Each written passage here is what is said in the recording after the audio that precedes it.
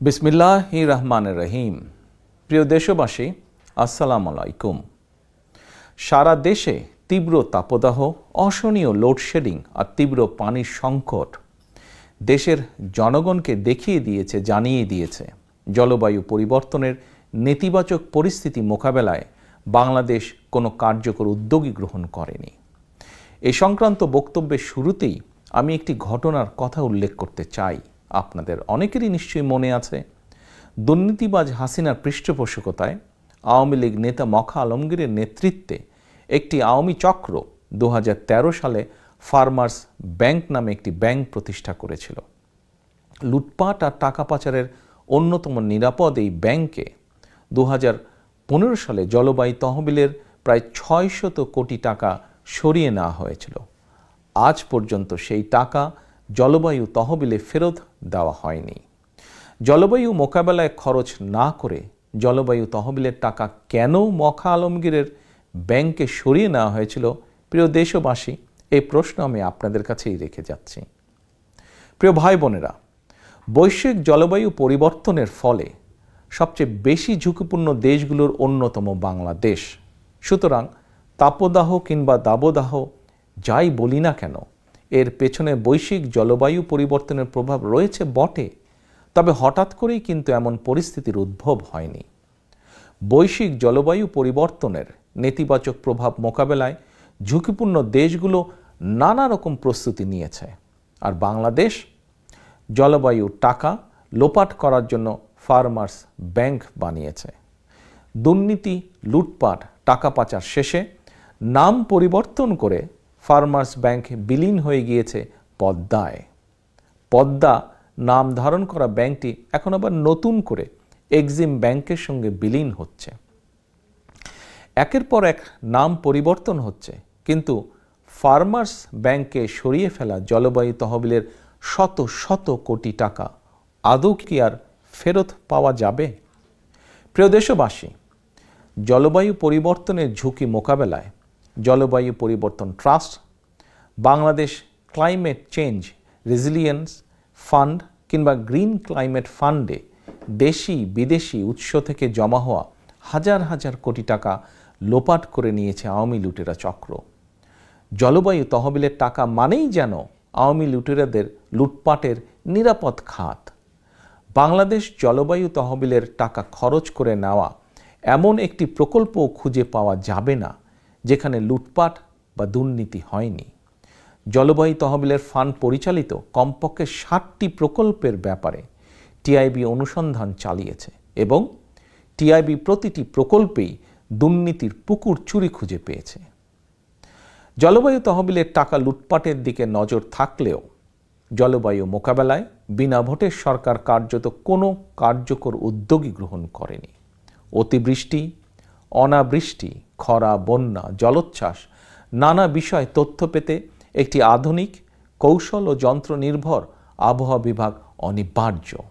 অথচ দুদিন আগে সমগ্র দেশবাসী জানতে পারলেন বর্তমানে দেশের আবহাওয়া বিভাগের একটি রাডারও নাকি কাজ করছে না।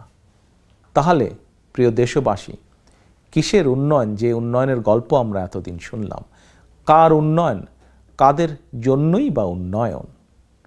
প্রিয় দেশবাসী, সাম্প্রতিক সময়ে গণমাধ্যমে প্রকাশিত একটি রিপোর্টটি কি? রাজধানীর বিমানবন্দর সড়কের দুই পাশে বনসাই গাছ লাগানো হয়েছিল, কিন্তু পরিবেশবিদগণ বলেছিলেন যেসব বনসাই গাছ লাগানো হয়েছে এগুলো ঢাকার মাটি এবং পরিবেশের জন্য মোটেও উপযোগী নয়। তারপরেও কিন্তু সড়ক এবং জনপথ বিভাগ বিদেশ থেকে জনগণের অর্থ ব্যয় করে প্রচুর টাকা দিয়ে এই আমদানি করা গাছগুলো লাগিয়েছিল। প্রশ্ন হচ্ছে, আসলে কি পরিবেশ সংরক্ষণের উদ্দেশ্য ছিল গাছ লাগানো, নাকি গাছ লাগানোর মূল উদ্দেশ্য ছিল অন্য কিছু? প্রিয় দেশবাসী, জলবায়ু তহবিলের টাকাটা লুটপাটের পাশাপাশি চলছে প্রকৃতি এবং পরিবেশ বিধ্বংসী কার্যক্রম। এমনকি ভোট ডাকাত হাসিনা বিশ্ব ঐতিহ্যের ধারক সুন্দরবন বিধ্বংসী প্রকল্প গ্রহণ করতেও বিন্দুমাত্র দ্বিধা করেনি। উন্নয়নের নামে চট্টগ্রামে মনে হয় গাছ কাটার মহা উৎসব চলছে। পাহাড় কাটা, পাহাড় দখল রোধে কোনো পদক্ষেপই নেই। সম্প্রতি ভবন নির্মাণের নামে জাহাঙ্গীরনগর বিশ্ববিদ্যালয়ে 4 শতাধিক গাছ কেটে ফেলার সিদ্ধান্ত নিয়েছে কর্তৃপক্ষ। দেশ বৈশ্বিক জলবায়ু পরিবর্তনের হুমকিতে জেনেও তথাকথিত উন্নয়নের নামে গাছগাছালি কেটে খাল, ডোবা, জলাধারগুলো ভরাট করে মাঠ, পার্ক দখল করে রাজধানী ঢাকাসহ দেশের শহরগুলোকে যেন কংক্রিট আর আবর্জনার শহরে পরিণত করা হচ্ছে। প্রিয় দেশবাসী, ভাই ও বোনেরা, তাপদাহ কিংবা দাবাদাহের সময় নদীমাতৃক বাংলাদেশের নদ, নদী, হাওর, খালগুলো জনগণের জন্য একটি আশ্রয়স্থল হতে পারত, বিশেষ করে গ্রামীণ জনপদের মানুষের জন্য। কিন্তু উজান থেকে নদী শাসন শোষণের কারণে ভাটির বাংলাদেশের নদ নদীগুলো প্রায় সারা বছরই পানিশূন্য থাকে। আর এই সুযোগে আওয়ামী দখলদার চক্র পানিশূন্য খাল, নদ নদী দখল করে নিয়ে ভরাট করে ফেলেছে। আওয়ামী দখলদার চক্রের দখলদারিত্ব থেকে রেহাই পেয়েছে দেশে এমন একটি নদী কিংবা খাল খুঁজে পাওয়া যাবে কিনা যথেষ্ট সন্দেহের ব্যাপার। আমি জাতীয় গণমাধ্যমে কিছুদিন আগে প্রকাশিত একটি রিপোর্ট দেখেছিলাম।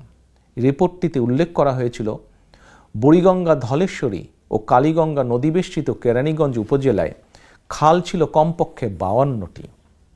এর মধ্যে দখল আর দূষণে 40টা খালই প্রায় বিলুপ্ত, আর 12টি খাল এখন কোনো মতে অস্তিত্ব টিকিয়ে রেখেছে।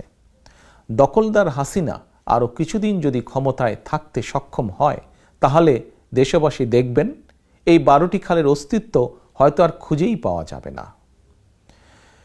প্রিয় দেশবাসী, ভাই বোনেরা, বিভিন্ন গবেষণা সংস্থার পরিসংখ্যানে দেখা যায় 1971 সালে বাংলাদেশে কমপক্ষে 12 শতাধিক নদ নদী ছিল। এর মধ্যে 5 শতাধিক নদ নদীর মৃত্যু হয়েছে।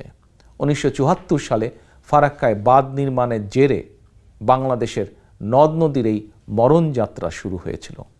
নদী বিশেষজ্ঞরা বলছেন, উজানে নদীর পানি এবং পলিপ্রবাহে অব্যাহতভাবে বাধা সৃষ্টি, নদ নদীর অবৈধ দখল, অপরিকল্পিত অবকাঠামো নির্মাণ সহ নানা কারণে একের পর এক দেশের নদীগুলো মারা যাচ্ছে। একদিকে পানি প্রবাহ না থাকার কারণে, অন্যদিকে দখলদারিত্বের কারণে অনেক নদী প্রায় খালে রূপান্তরিত হয়েছে। অথচ জলবায়ু মোকাবেলায় বাংলাদেশের নদ নদীগুলো প্রাণ সঞ্চারী ভূমিকা রাখতে পারত। মানুষের বেঁচে থাকার স্বার্থেই দেশের নদ নদী, খাল বাঁচিয়ে রাখা প্রয়োজন। নদ নদী, খাল, জলাশয় বা জলাধারগুলো দখলমুক্ত এবং সজীব রাখা রাষ্ট্রের বিশেষ একটি দায়িত্ব হওয়া উচিত। প্রিয় দেশবাসী, প্রিয় ভাই বোনেরা, 2 প্রতিবেশী রাষ্ট্র বাংলাদেশ এবং ভারতের মধ্যে সংযোগ সড়ক, রেলপথ, স্থলবন্দর, ট্রান্সশিপমেন্টের মতন ইস্যুগুলো 2 দেশেরই জন্য গুরুত্বপূর্ণ ছিল বা আছে। এই ইস্যুগুলো নিয়ে বাংলাদেশের সামনে আলাপ আলোচনার মাধ্যমে তিস্তা সহ অভিন্ন নদ নদীগুলোর পানির ন্যায্য হিস্সা আদায় করার সুযোগ ছিল। কিন্তু ক্ষমতা লিপ্স হাসিনা তার বিনা ভোটের সরকারের প্রতি সমর্থন আদায় করতে দেশের স্বার্থে নয়, বরং এই ইস্যুগুলোকে তার ব্যক্তিগত এবং দলীয় স্বার্থে ব্যবহার করেছে। ফলে তিস্তা চুক্তি কিংবা অভিন্ন নদীগুলোর পানির ন্যায্য হিস্সা আদায়ের বিষয়টি এখনও অমীমাংসিত। সুতরাং নির্দ্বিধায় বলা যায়, বাংলাদেশের জলবায়ুর প্রভাব মোকাবেলায় খোদ হাসিনাই এখন সবচেয়ে বড় প্রতিবন্ধক। প্রিয় দেশবাসী, বাংলাদেশে জলবায়ু পরিবর্তনের নেতিবাচক প্রভাব মোকাবেলায় আমরা বাংলাদেশের স্বাধীনতার ঘোষক শহীদ রাষ্ট্রপতি জিয়াউর রহমানের একটি দূরদৃষ্টি সম্পন্ন যুগান্তকারী খাল খনন এবং বৃক্ষরোপণ কর্মসূচির কথা স্মরণ করতে পারি। খাল কাটা হলে সারা, দূর হবে বন্যা খরা, এই স্লোগান নিয়ে শহীদ জিয়া সারা দেশে খাল খনন এবং বৃক্ষরোপণ কর্মসূচির মাধ্যমে দেশে সবুজ বিপ্লব শুরু করেছিলেন। Mother of democracy Khaleda Zia সরকারের সময়ও সবুজায়ন কর্মসূচি এগিয়ে নিয়ে যাওয়া হয়েছিল। জনগণের রায় বিএনপি ইনশাল্লাহ পুনরায় ক্ষমতায় এলে জলবায়ু মোকাবেলায় আবারও দেশে শহীদ জিয়ার সেই বিপ্লব কর্মসূচি পুনরায় শুরু করা হবে। প্রিয় দেশবাসী, আমি আর কথা বেশি লম্বা করব না। আমার শেষে দেশের সকল মানুষকে বলবো, একটু চিন্তা করে দেখুন, আওয়ামী লুটেরা চক্র বিদেশে সেকেন্ড হোম গড়ে তুলেছে, কানাডার বেগমপাড়া বানিয়েছে। আওয়ামী লুটেরা চক্র যুক্তরাজ্য, যুক্তরাষ্ট্র সহ বিভিন্ন দেশে শত শত বাড়িঘর বানিয়েছে নিজেদের জন্য। সুতরাং বসবাসের জন্য বাংলাদেশ যদি অনিরাপদ হয়ে উঠে, আওয়ামী লুটেরা চক্র নিরাপদে বিদেশে পালিয়ে যাবে। কিন্তু সাধারণ জনগণ কোথায় যাবে? দেশের কোটি কোটি জনগণ, আমাদের বিদেশে যাদের সেকেন্ড হোম নেই, আমাদেরকে বাংলাদেশেই থাকতে হবে। পরিবেশ বিরোধী স্বৈরানী হাসিনার দুঃশাসনের এই দহনকালে গণতন্ত্র কিংবা মানবাধিকার দূরে থাক, প্রকৃতি এবং পরিবেশও নিরাপদ নয়, বাংলাদেশ নিরাপদ নয়। সুতরাং জলবায়ুর নেতিবাচক প্রভাব মোকাবেলা করে আমাদের সবার জন্য একটি নিরাপদ এবং বসবাসযোগ্য বাংলাদেশ গড়ে তুলতে হবে। একটি নিরাপদ বসবাসযোগ্য বাংলাদেশ গড়ে তোলার লক্ষ্যে বাংলাদেশের পক্ষের শক্তি, গণতন্ত্রের পক্ষের শক্তিকে যে কোনো সময়ের থেকে বর্তমানে আরও বেশি ঐক্যবদ্ধ ভূমিকা রাখতে হবে আগামী দিনে। প্রিয় দেশবাসী, আপনাদের সকলকে ধন্যবাদ জানিয়ে আমার বক্তব্য শেষ করছি। আল্লাহ হাফেজ। বাংলাদেশ জিন্দাবাদ। বাংলাদেশ জাতীয়তাবাদী দল জিন্দাবাদ।